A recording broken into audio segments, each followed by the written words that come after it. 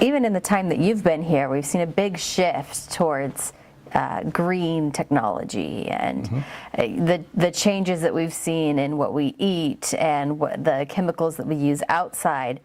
But ThermaPure's kind of been on the edge, I would say, of indoor environmental quality.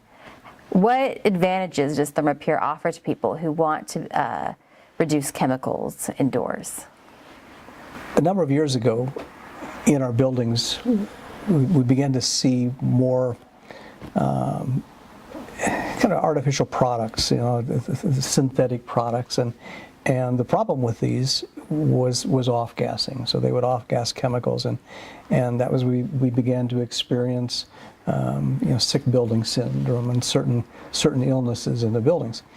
So a group of scientists began to look at a process that they called building bakeouts, and they used it during the commissioning of a new structure. And what they would do is increase the temperature of the structure really as much as they could using the building heating system, the HVAC system.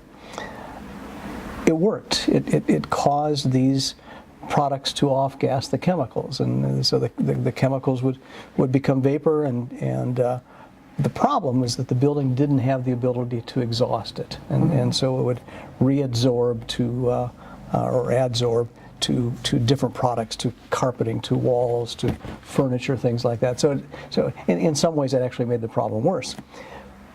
With ThermaPure, what we do is create the ability to also exhaust it. So we may use a higher temperature and more convection. We can move more air. Off-gassing occurs more rapidly with a combination of air movement and temperature.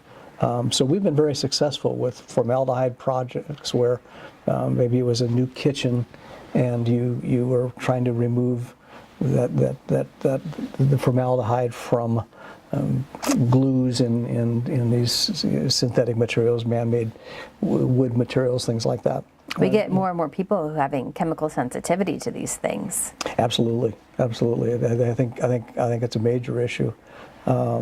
So the technology works very well on that. You can control the temperature. You don't need to use as high a temperature as you do with, say, a living organism target like mold or insects. You can lose lower temperature. You can increase the convection by increasing the air movement.